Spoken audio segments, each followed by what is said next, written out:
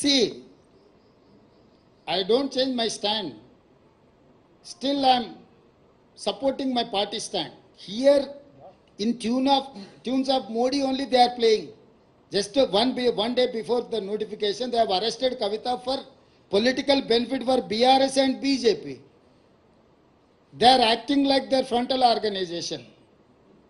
So still my statement is same. I don't change my stand. This arrest also part of the politics. Influenced by Narendra Modi ji.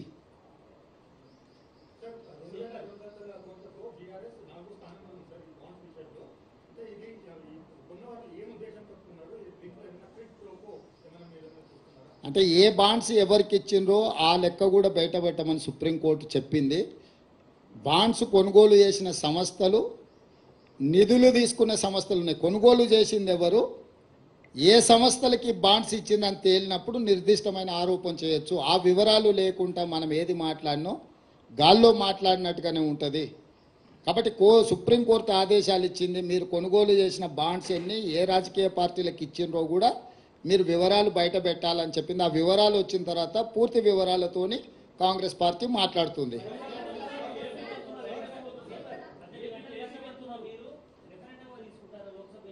ఏందేంది? Yes, డెఫినెట్గా నేనే ప్రకటించిన రాబోయే parliament ఎన్నికలు మేము రెఫరెండంగా భావిస్తున్నాం. మా పనితనాన్ని 100 రోజుల పరిపాలన దృష్టిలో పెట్టుకొని ప్రజల్ని ఓటేయమని మేము విజ్ఞప్తి చేస్తున్నాము. ప్రజలకు మేము స్పష్టంగా చెప్పినాము, మేము నిర్దిష్టమైన హామీలు ఇచ్చినాము, వాటిని తప్పకుండా అమలు చేస్తాము. మా పరిపాలనను కొలబద్దగా పెట్టుకొని మీరు ఓటేయండి అని చెప్తున్నాం. 10 ఏళ్ల మోడీ పరిపాలన, 10 ఏళ్ల కేసీఆర్ పరిపాలన, 100 రోజుల మా పరిపాలన మీ కళ్ళ ముందు ఉంది.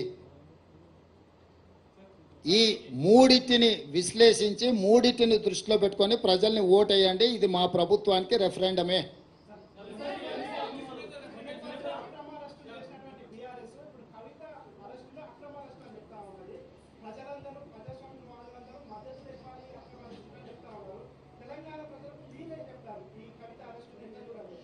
నేను అనేది ఏంటంటే ఇది ఎన్నికల స్టంట్.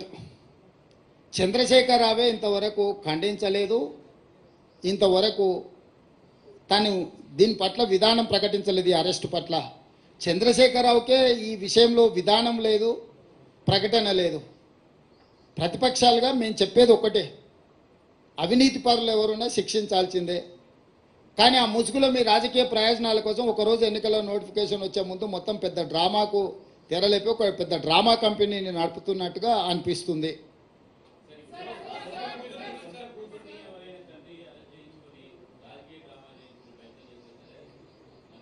చారి గారు, తండ్రిగా కూతురుని అరెస్ట్ చేస్తుంటే రావాల్సిన బాధ్యత లేదా?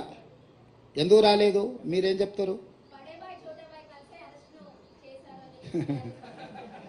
ఇక వాళ్ళని ఏం చేస్తాం చెప్పు. వాళ్ళ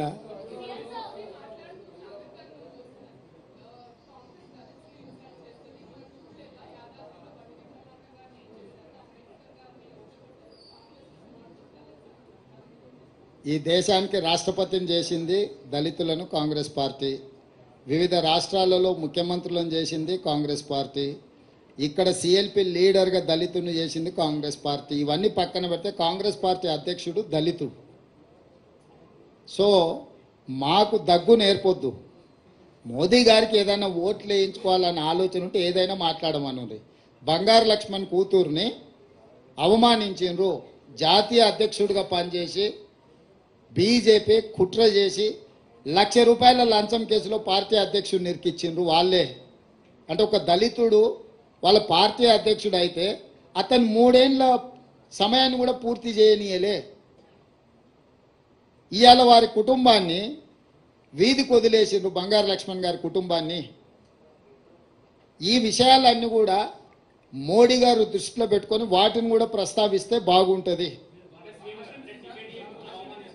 టికెట్ కాదు, గౌరవం అన్న నేను. గౌరవం వేరు, టికెట్ వేరు. టికెట్లు పరిస్థితులు